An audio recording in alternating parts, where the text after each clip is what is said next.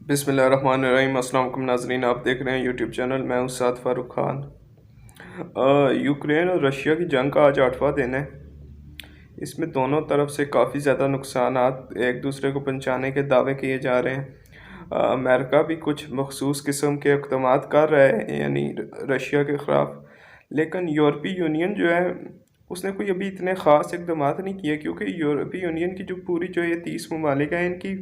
میں سے بیشتر ممالک کا جو صنعتی زون ہے وہ رشیا سے فراہمی جو کرتے ہیں ان کو گیس کی یا آئل کی یا خام تیل کی، اس کی وجہ سے ان کی انڈسٹری چل رہی ہے جو بھی ہے۔ اگر انہوں نے ابھی تک وہ اپنی جو مصنوعات ہے رشیا کی لینے سے ابھی تک انکار نہیں کیا۔ یہ چھوٹے موٹے اقدامات کر رہے ہیں یعنی ویسے ہی اسے دبانے کے لیے۔ اگر وہ بند کر دیں تو یورپ کی پوری منڈی بیٹھ جائے تقریباً چند دنوں کے اندر ہی، یعنی بیٹھ جائے۔ اس کے بعد اب رشیا میں وہاں پہ یہ لوگ سوچ رہے ہیں رشیا کے اور ان کے جو گورنمنٹ کے لوگ ہیں وہ بھی یہی سوچ رہے ہیں کہ انڈین جو میڈیا ہے اور انڈین گورنمنٹ جو ہے وہ رشیا کے بلاک پہ نہیں ہے، وہ یعنی امریکہ کی طرف جا رہے ہیں آہستہ آہستہ اور گئے ہوئے ہیں۔ جیسی باتیں انڈین میڈیا اور ان کے جو گورنمنٹ کے لوگ ہیں وہ کر رہے ہیں، اوپر سے انہوں نے یہ بس ایک نیریٹو بنایا ہوا ہے کہ ہم نہ رشیا کے ساتھ ہیں، ہم نہ امریکہ کے ساتھ ہیں، لیکن وہ چلے ہوئے ایک طرح سے امریکہ کے بلاک میں گئے ہوئے ہیں، جس طرح کی انڈین میڈیا پروپیگنڈا کر رہا ہے یعنی رشیا کے خلاف، اور انڈیا کے جو منسٹرز ہیں گورنمنٹ کے وہ بھی جس طرح پروپیگنڈا کر رہے ہیں رشیا کے خلاف۔ رشیا ابھی ایک سفیر ہیں جو رشیا کے، انہوں نے بھی یہی کہا ہے کہ انڈین میڈیا فیک نیوز دے رہا ہے رشیا کے حوالے سے۔ اور اس کے بعد پاکستان نے اپنا آفیشیل سٹیٹمنٹ دے دیا یونائٹڈ نیشن میں۔ پوری دنیا کو یعنی پاکستان نے ایک طرح سے حیران ہی کیا ہے، یورپی ممالک کو اور امریکہ کو اتنی جلدی ایسا سٹیٹمنٹ جو ہے آفیشیل جو ہم نے دیا ہے یونائٹڈ نیشن میں ہضم نہیں ہونے لگا۔ کافی زیادہ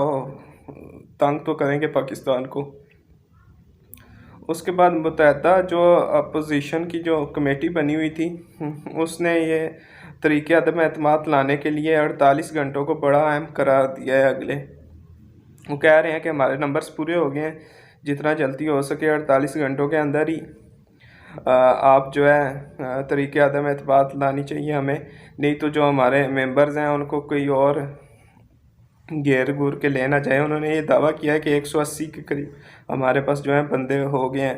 اس میں بیرونی فیکٹرز بھی بہت زیادہ ہیں، کیونکہ امریکہ کو یہ چیز ہضم تو نہیں ہے یا یورپین ممالک کو کہ پاکستان میں ایک ایسا بندہ بیٹھا ہوا ہے جو ان کے جو نیریٹو ہے یا ان کا جو بیانیہ ہے اس کی تائید نہیں کرتا،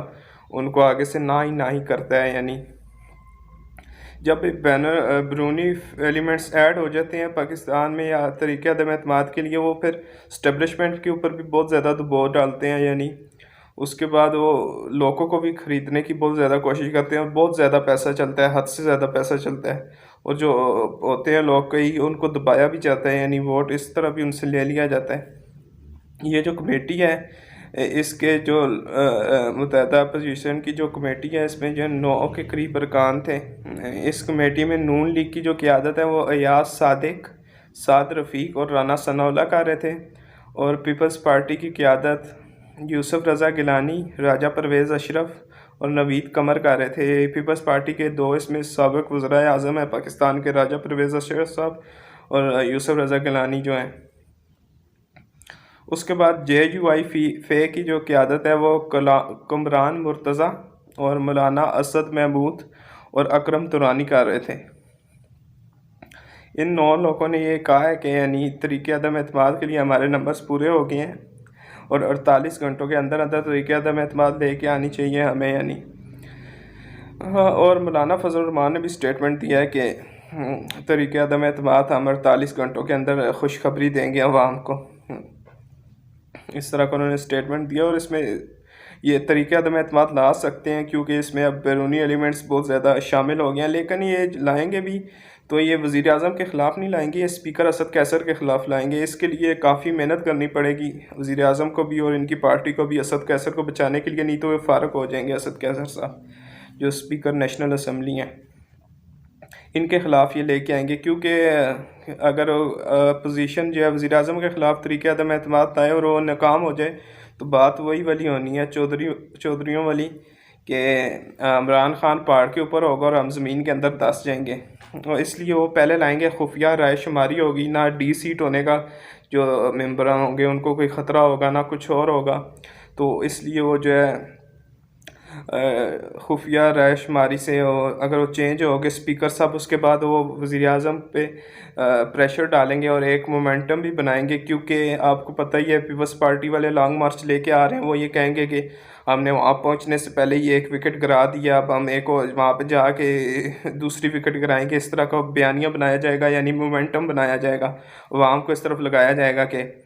وزیر اعظم صاحب بھی جا سکتے ہیں، اور وہ مجبور کریں گے وزیر اعظم کو،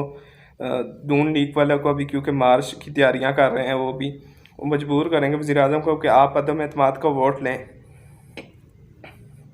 اور عدم اعتماد کا ووٹ جب وہ لیں گے تو سپیکر تو ان کے ہوں گے نہیں، تو وہ کافی زیادہ مدد بھی کریں گے، یعنی جو ان کے سپیکر ہوں گے اپوزیشن کے، اس لیے کہ عدم اعتماد کامیاب ہونے کے چانسز بہت زیادہ ہو جائیں گے، اور ممبران بھی جو ہیں وہ ڈی سیٹ ہونے کا ان کا بھی کوئی خطرہ نہیں ہوگا۔ اس سے پہلے بھی آپ کو جب سینٹ میں کا جو الیکشن تھا، اس میں آپ نیشنل اسمبلی میں یوسف رضا گیلانی جو اپوزیشن کی اکثریت نہیں تھی، وہ اقلیت تھے، لیکن پھر بھی وہ جیت گئے تھے، اس کے بعد وزیر اعظم صاحب نے عدم اعتماد کا ووٹ لیا تھا، تو اس طرح ہی اگر وہ اسپیکر ان کے نہ ہوئے پی ٹی آئی کے، تو عدم اعتماد کا جو ووٹ لیں گے وزیر اعظم صاحب، ان کے لیے اچھی خاصی مشکل ہو جانی ہے۔ اس کے بعد پریشر آ رہا تھا پاکستان میں کہ پاکستان جو ہے رشیا کی مذمت کرے، جو رشیا نے یوکرین پہ حملہ کیا ہے، لیکن اس پہ پاکستان نے اب بیان دیا ہے یونائٹڈ نیشن میں، جو پاکستان کے مستقل مدعو ہیں منیر اکرم صاحب، انہوں نے وہاں پہ اسپیچ کی ہے اور یہ کہا ہے کہ وزیر اعظم صاحب جنگوں کے خلاف ہیں، کیونکہ ہماری 70 سے 80 ہزار قربانیاں ہیں پاکستان کی جنگ کے ذریعے ہی اور بدامنی کے ذریعے ہی، اس لیے ہم تو سخت ترین جنگ کے خلاف ہیں اور ہر ملک کی قومی سلامتی کا تحفظ ہونا چاہیے، اور دونوں ممالک کو ہم پریشان ہیں، اور ہمیں بہت زیادہ پریشانی ہے کہ دونوں ممالک کے سفارتی جو ہیں ذرائع سے مذاکرات ہونے چاہیے، تاکہ اس جنگ کا مسئلہ حل کیا جائے۔ رشیا اور یوکرین کا جو یہ جنگ چل رہی ہے، ان دونوں کو آپس میں سفارتی مذاکرات کرنے چاہیے۔ اس کے بعد رشیا کے جو پریزیڈنٹ ہیں ولادیمیر پوٹن، انہوں نے ایک تھنکنگ دی ہے، انہوں نے یہ کہا ہے کہ جرمنی سے ہٹلر کہاں سے کہاں پہنچ گیا اور ہم نے اس کے لیے اس کا کوئی سدباب نہیں کیا، اس کے بعد ہم نے اس کا ناقابل تلافی نقصان اٹھایا تھا، ہم نے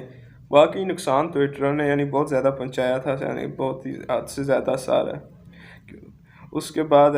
یہ ایک پالیسی ہوتی ہے یعنی جنگوں کی، کہ آپ یا جنگ اپنے دروازے پہ لڑیں یا ان کی طرف چلے جائیں، جیسے 9/11 ہوا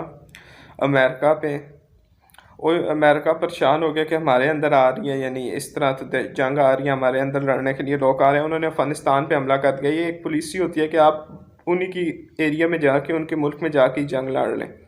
اسی طرح امریکہ نے وہاں پہ جا کے جنگ لڑ لی، یعنی افغانستان میں حملہ کر دیا، اس طرح ہی امریکہ نے لیبیا پہ حملہ کر دیا، اس طرح شام پہ کر دیا، اس طرح عراق پہ کر دیا تھا۔ یہ ایک پالیسی ہوتی ہے جنگ کی۔ اسی طرح جو ہے رشیا جو ہے اس نے یوکرین پہ حملہ کر دیا، اس لیے کہ کیونکہ اسے اپنی قومی سلامتی کا تحفظ کو یقینی بنانا تھا، اسے یہ لگ رہا تھا کہ نیٹو ممالک اگر یوکرین نیٹو میں شامل ہو گیا تو نیٹو ممالک ہمارے قریب آتے جائیں گے، اور ہمیں یہ خطرہ ہے کہ یعنی امریکہ آخر میں نیٹو ممالک کے ساتھ مل کے ہم پہ حملہ ضرور کرے گا، اسی لیے نیٹو کی جو میزائل ٹیکنالوجی ہے یا ایسی جو اور ایکوپمنٹس ہیں وہ ہماری سرحدوں کے قریب نہ آئیں، اس پہ انہوں نے کافی خدشات کا اظہار بھی کیا تھا، لیکن اس پہ کوئی فرق نہیں پڑا۔ یہ ویسے بھی یہ یوکرین اور رشیا کی جو لڑائی ہے یہ ہاتھیوں کی جنگ ہے، دو یوکرین ویسے ہی بلا وجہ ہی اس میں پس رہا ہے، اصل تنازع تو یہ امریکہ اور رشیا کا ہی ہے۔ ابھی تک لیے اتنا ہی، اپنا خیال رکھیں، اپنے اس چینل کا خیال رکھیں، اللہ حافظ۔